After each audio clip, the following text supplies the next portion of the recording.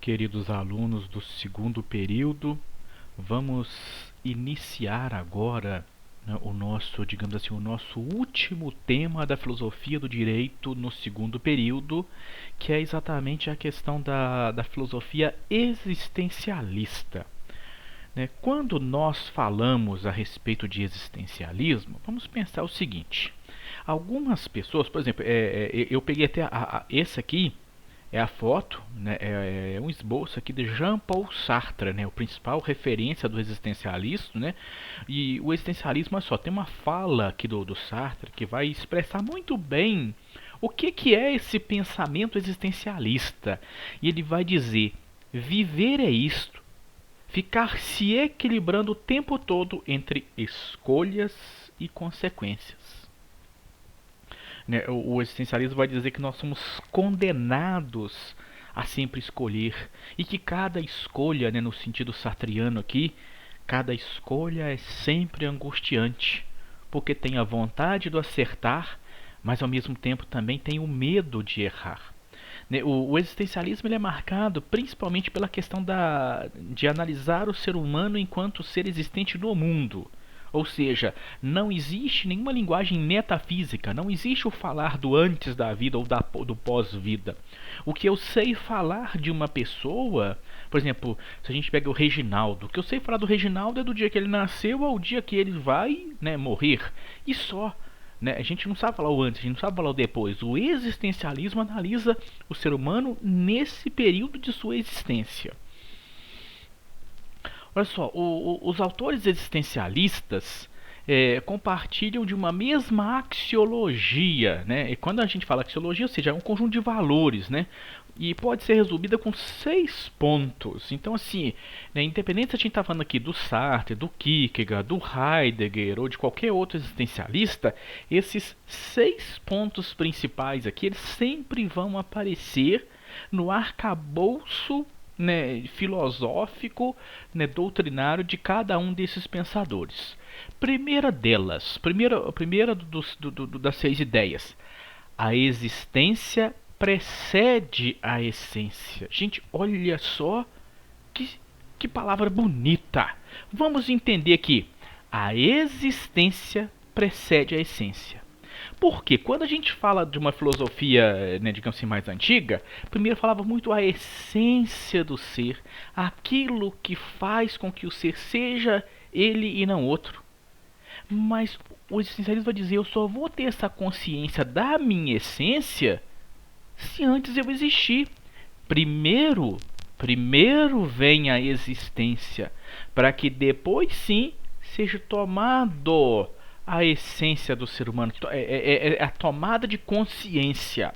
E essa tomada de consciência, ela não é anterior, ela não é a priori, ela é a posteriori, ela vem após a consciência da própria existência. Então, a primeira situação interessante, primeira ideia que vai estar em todos os pensadores é exatamente essa: a existência vai sempre preceder a essência. Segunda ideia que vai permear esses pensamentos: nenhuma decisão é a priori passível de ser considerada melhor do que outra. Gente, quando a gente fala uma ideia a priori, uma ideia que vem antes da coisa acontecer, então vamos dizer, olha só, nenhuma decisão, né, antes de eu tomar a decisão, não tem como eu saber se ela é melhor ou se ela é pior. Porque no decorrer dos acontecimentos das coisas, muita coisa pode mudar. Quantas vezes você achou que uma coisa ia dar errado e deu certo? E quantas vezes você apostou em uma determinada situação e literalmente deu tudo errado? Então, assim, não tem como você saber a priori se as coisas vão ser melhor ou pior. Né? É não acontecer. Por exemplo, você, né, um certo dia, falou assim: vou entrar para o direito. E a esperança é de que o curso seja top, mas pode ser que no decorrer do caminho alguém desista, como já desistiu aí na turma de vocês. Né? Ou seja, quando a pessoa estava apostando ali, ele não sabia que ia desistir. Ou também pode acontecer de alguém falar assim: ah, vou fazer esse curso aqui porque tá perto de casa, isso, né, tá tranquilo para pagar, pronto. E pode ser que a pessoa que entrou com mero hobby se apaixona. Então, antes de uma decisão, não tem como você saber se vai ser pior, se vai ser melhor. É só na vivência dessa situação que as coisas vão clareando. Terceira ideia: a única verdade possível é contingência. A gente fala aqui da imanência e da transcendência. Transcendente é quando a gente fala dessa linguagem de paraíso, de céu, de salvação. E aí, pro existencialismo, essas coisas não têm, não fa, digamos assim, eles nem conversam sobre isso. Não faz sentido você falar de algo que é transcendente, mas sim o que é contingente, é o aqui e agora da vida. É a minha posição diante da vida agora. Então, qual é a única verdade possível? É a verdade contingencial. É o pé no chão, é o aqui e o agora. Isso é que vale para a corrente existencialista. Quarto tópico, gente, olha só que coisa legal aqui. Errar é tão natural quanto acertar. Doutores, vocês entendem aqui que essa linguagem existencialista, ela olha para o ser humano, porque, olha só, nós vivemos numa sociedade onde a maioria das pessoas tem uma capacidade de apontar o erro para o outro e dizer que o outro é errado, que o outro, digamos assim, enche de adjetivos extremamente pejorativos. Condenar é muito fácil, mas poucas pessoas têm a capacidade de compreender, de fazer uma análise de conjuntura, de perceber que tudo à volta de um determinado erro também tem que ser levado em consideração. Às vezes as circunstâncias envolvem um determinado erro. Então, tanto o erro quanto o acerto é natural. E vamos até pegar, apesar da aula ser existencialista, vamos falar uma fala lá do Cristo. Atire a primeira pedra quem não tem pecado. Ou, na situação aqui, atire a primeira pedra quem nunca errou.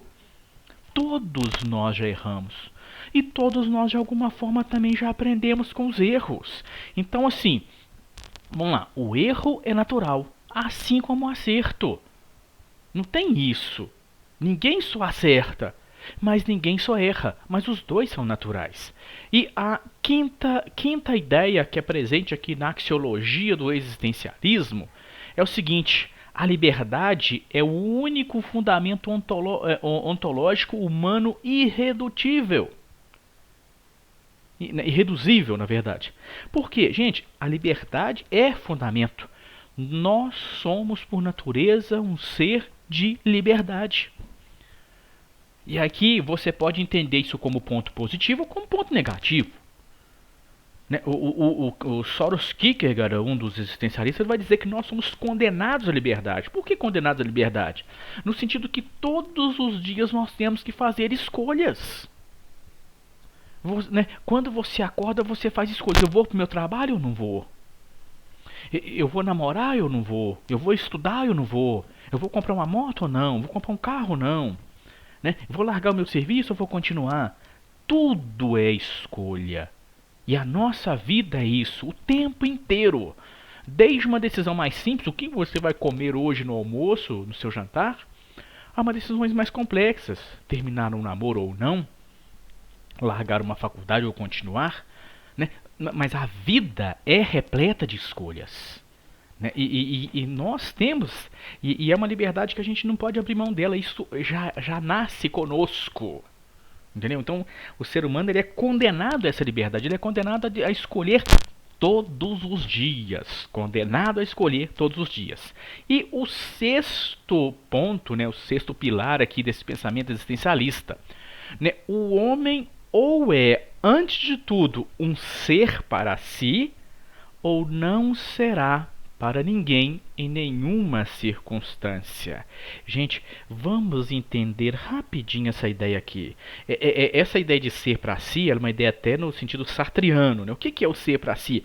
A primeira consciência não é da coletividade, mas sim da individualidade. Então, se eu não me reconheço enquanto ser de individualidade, enquanto o meu querer, o meu gosto, o meu prazer, aquilo que eu gosto, então como é que eu vou me relacionar com os demais?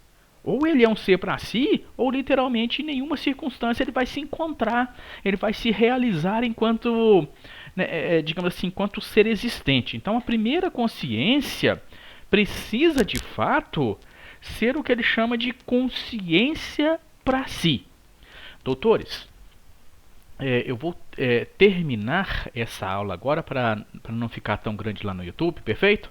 Forte abraço, nos vemos agora mesmo.